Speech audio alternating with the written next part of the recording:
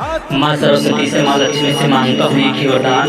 माँ सरस्वती से माँ लक्ष्मी से मांगता हूँ एक वरदान। हे माँ कर कृपा दे ऐसा ज्ञान कि जो जलते हैं मुझसे वो भी रहे हमारे साथ, जो जलते हैं मुझसे वो भी। तू हाउ सुर के देवी संगीत को समाई, तोहरे तबक कृपा जे हम कुछ गाई।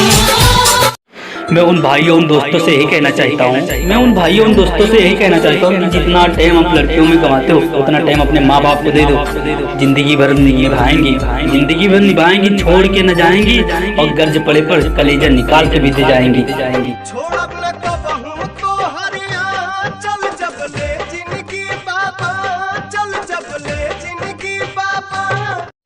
मैं दूसरों को क्या बताऊं खुद का हालात बर्बाद हो गया।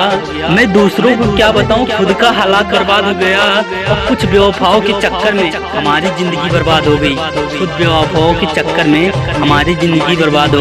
प्यार के बदले पीर मिलल बा, चाहत में दिल टूटल बा।